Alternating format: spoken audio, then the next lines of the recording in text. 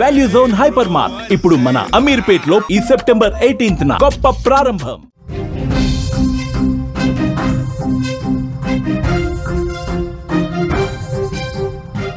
అమెరికాలో పోలీసుల కాల్పుల్లో తెలంగాణ యువకుడు మృతి చెందాడు. సెప్టెంబర్ 3వ తేదీన తన రూమ్మేట్తో గొడవ జరిగింది. వెంటనే పోలీసులకు సమాచారం అందించారు. నిజాముద్దీన్ను పోలీసులు కాల్చి చంపినట్టుగా సమాచారం వస్తోంది. మృతుడు మహబూబ్ నగర్ జిల్లా వాసి. కాలిఫోర్నియాలో ఈ ఘటన జరిగింది.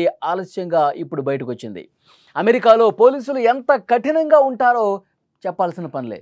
తేడా వస్తే మాటల కంటే వారి తూటాలే ఎక్కువగా మాట్లాడతాయి. వారు జరిపిన కాల్పులకు తెలుగు యువకుడు బలయ్యాడు. తెలంగాణ వాసిని అమెరికా పోలీసులు కాల్చి చంపేశారు. అతన్ని చంపడానికి కారణం తన రూమ్మేట్తో గొడవని తెలుస్తోంది. సెప్టెంబర్ 3వ తేదీన ఈ ఘటన జరిగింది. ఇప్పుడు ఆలస్యంగా ఈ వార్త బయటకు వచ్చింది. మహబూబ్ నగర్ రామయ్య బౌలికి చెందిన మహమ్మద్ నిజాముద్దీన్ ఉన్నత విద్య కోసం 2016లో అమెరికా వెళ్ళాడు. ఫ్లోరిడా కళాశాల నుంచి మాస్టర్స్ డిగ్రీ పూర్తి చేసిన తర్వాత అతను ఒక కంపెనీలో సాఫ్ట్వేర్ ప్రొఫెషనల్గా పనిచేస్తూ ఉన్నాడు. ఆ తర్వాత పదోన్నతి పొందిన అతను కాలిఫోర్నియాకి వెళ్ళాడు. ఈ నెల 3వ తేదీన అతడి రూమ్మేట్తో నిజాముద్దీన్కు గొడవ జరిగినట్టుగా సమాచారం ఉంది. దీంతో ఇరుగు పొరుగు వారి నుంచి పోలీసులకు డిస్టర్బ్ కాల్ వచ్చింది. ఘటనా స్థలానికి చేరుకున్న పోలీసులకు ఓ ఇంట్లో గొడవ జరుగుతున్నటువంటి శబ్దాలు వినిపించాయి.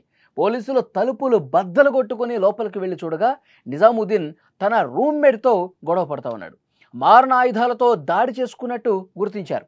పోలీసులు చెప్పినా వినిపించకపోవడంతో కాల్పులు జరపగా నిజాముద్దీన్ అక్కడికక్కడే ప్రాణాలు కోల్పోయాడు. ఎయిర్ కండిషనర్ విషయంలో రూమ్మేట్తో జరిగినటువంటి గొడవ కారణంగా దాడి జరిగిందని మృతుడి బంధువు ఒకళ్ళు ఈ సమాచారం తెలుస్తోంది. ఈ ఘటన జరిగి 15 రోజులు కావస్తున్నా కుటుంబ సభ్యులకు మాత్రం ఆలస్యంగా తెలిసొచ్చింది.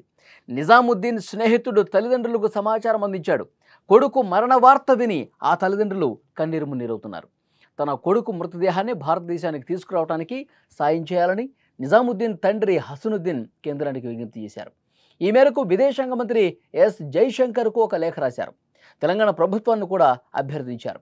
ప్రస్తుతం నిజాముద్దీన్ మృతదేహం కాలిఫోర్నియాలోని ఒక ఆసుపత్రిలో ఉంది. అయితే ఈ ఘటనకు సంబంధించి చాలామంది ఇంకా పూర్తి సమాచారం తెలియలేదు. అసలు వాస్తవ పరిస్థితులు ఏంటి, నిజంగా రూమ్మేట్తో గొడవే కారణమా లేకపోతే వేరే కారణాలు ఏమైనా ఉన్నాయా, ఇంకా పూర్తి స్థాయిలో అది అమెరికాలో జరిగింది కాబట్టి పూర్తి సమాచారం రావాల్సి ఉందని చెప్తున్నారు. నిజంగా గొడవ జరుగుతుంటే పోలీసులు అక్కడికి వెళ్ళి ఆపాలి. పోలీసులు ఆ గొడవను పూర్తిగా సద్దుమణిగేలా చేయాలి. పరిస్థితి శృతి మించితే పోలీసులు మ్యాన్ హ్యాండ్లింగ్ కూడా చేయొచ్చు అక్కడికి వెళ్ళి.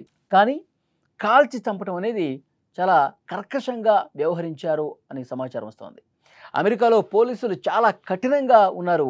తేడా వస్తే వాళ్ళు తూటాలు దింపడమే పనిగా పెట్టుకుంటారు. ఎందుకంటే వాళ్ళు అమెరికా వాడిని కాదు కదా కాల్చింది.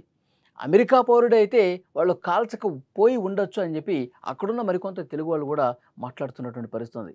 మన తెలుగువాడు కాబట్టి, మన తెలంగాణ రాష్ట్రానికి సంబంధించిన వ్యక్తి కాబట్టి వీళ్ళు గొడవ జరుగుతుంది, ఇది మనవాడు కాదు అన్న ఉద్దేశంతో కాల్ చేసుకుంటారు. వాళ్ళు కాల్చడం చాలా ఈజీగా మంచినీళ్ళు తాగినంత ఈజీగా వాళ్ళు మనుషుల్ని కాల్చి చంపేస్తూ ఉంటారు.